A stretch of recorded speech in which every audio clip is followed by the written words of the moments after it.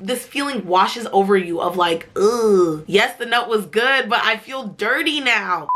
You don't even know how to give yourself an orgasm. Why are you expecting a man to give you one?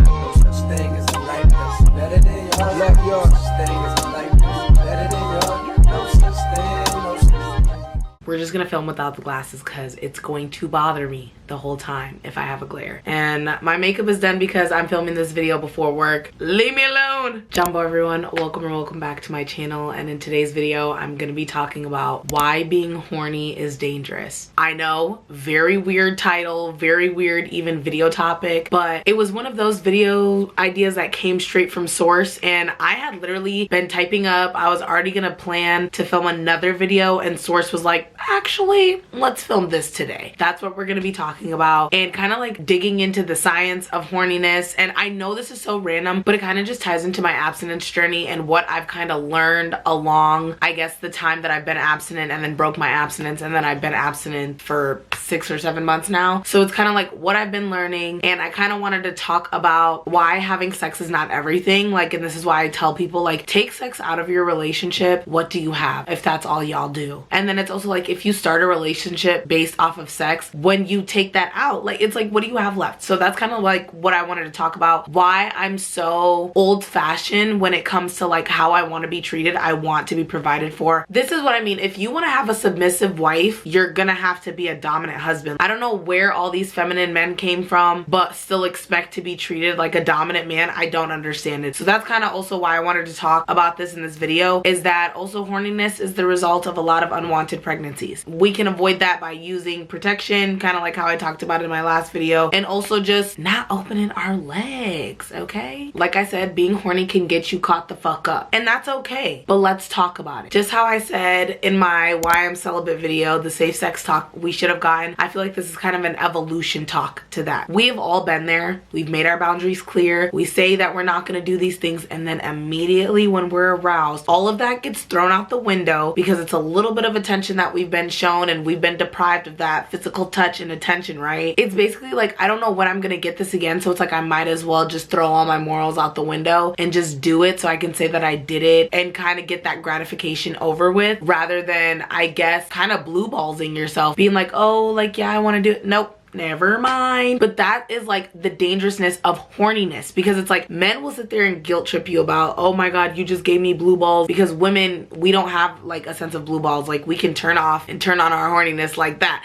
So that's where it's also like, for men, I can understand that it's a little bit harder, but for women, it's like, ladies, this is why we can't be putting ourselves in these situations in the first place if you know you're not going to do anything with them. This is a safe space. I want to make that clear. This is a safe space. This is why I talk about the taboo topics that I talk about, because I talk about things that nobody else wants to talk about or is too afraid to say it. You know that TikTok where it's like, say the weird thing. People are desperately looking and seeking for something different. Okay, I'll give y'all what you want. So when looking up the definition of what does it mean to be horny, it basically said that it is the sexual arousement or excitement. It's basically feeling aroused or excited sexually. When you look on Urban Dictionary, it can say probably extremely horny and want some sort of pleasure. Girls, when your pussy lubricates / wet. Guys, when your dick becomes hard, in the lamest terms. I feel like when talking about horniness, libido is never really discussed, and I think that that is an important thing to talk about, because libido is also kind of like the intention behind our sex drive, or just our sex drive in general. If you know, if like you take medications, a lot of the times the medications can say that it can affect your libido. You can either have a higher sex drive or a lower sex drive. Yeah, so when talking about horniness, we also have to talk about libido. Understanding libido, and basically what it said the definition was sex drive is a complex neuropsychological phenomenon affected by hormones, energy status, health, social norms, and emotional well-being. Body image and recollection of positive sexual experience play important roles in sex drive and normal sexual response in both men and women. And then when digging a little bit deeper, in psychology, libido is a psychic drive or energy usually conceived as sexual in nature, but sometimes conceived as including other forms of desire. The term libido was originally used by neurologists and pioneering psychoanalyst Sigmund Freud, who began by employing it simply to denote sexual desire. There's also differences between spontaneous versus responsive sexual responses. Dr. Jennifer kind of talked about that. She basically said that spontaneous desire is the one we often talk about. It's an interest in sex that comes out of the blue, and it's often tied to physical arousal, which is connected but different. However, responsive desire happens in response to arousal, pleasurable stimuli, or something sexually relevant. So you might be thinking, why did I say that being horny is dangerous, or just the act of horniness in itself is dangerous? Let's be honest, a lot of us are the result of our parents thinking that they were in love, having sex and being horny, and we're accidents. We are the result of our parents not using protective sex, unless your parents are married and you know they love each other, but a lot of us are realizing that our parents were not that in love, and it was more of we're kind of mistakes. And how about we not repeat the cycle and continue to do that? How about that? We cannot afford to have a child in this economy at all. So that is why you see a lot of women in South Korea are literally refusing to have children. They're like, fuck no. In an article stated in New York Times, they said young Koreans have well-documented reasons not to start a family, including the staggering cost of raising children, unaffordable homes, lousy job prospects, and soul-crushing work hours. But women in particular are fed up with the traditionalist society's impossible expectations of mothers, so they're quitting. This is what happens when you try to force women to have children that they don't want to have, or don't even make it accessible to raise children properly in a world. You know what I mean? By not having sex, they are saving themselves the headache of the possibility of having a pregnancy scare or even an STI scare. I think it's really unfair to put this expectation on women that they're supposed to, I don't know, adhere to your horniness or a man's horniness. I was on the phone with my friend Abby the other day, and she basically said that being abstinent is kind of like being sober from men. And when you put it in that perspective, it's like, okay, like, you know, I can do this. Because a lot of the times we do have these addictions towards wanting to be loved, towards men, towards just any attention, right? So it's kind of like an addiction. When you're abstinent and you're not having sex, when you decenter men and center yourself, you start to realize like, wow, I was really not giving myself the love that I deserve. If you expect love from somebody else the way that you know you deserve it, you have to give it to yourself first. So that's just like my opinion, is like being abstinent is being sober from men. And you know, you can go on dates, you can kiss men, all that other stuff, but when it comes to what's down here, I'm not playing with it. I have read the book The Power of the Pussy, How to Please a Woman. There's like all these books, and I'm not settling for a man who doesn't eat Gucci.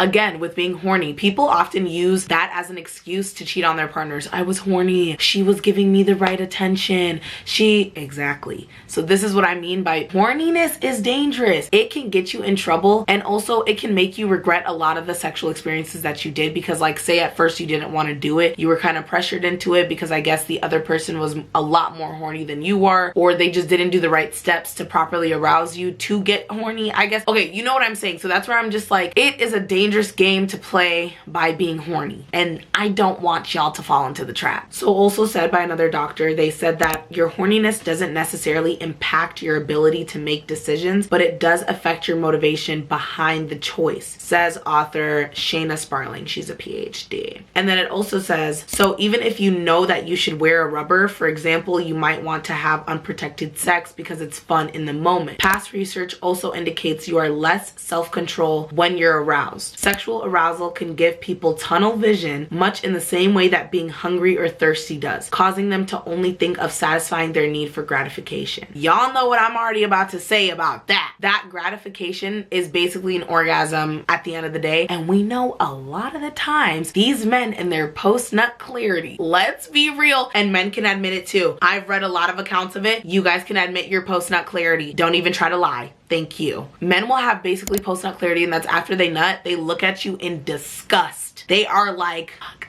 That's why a lot of them don't do aftercare.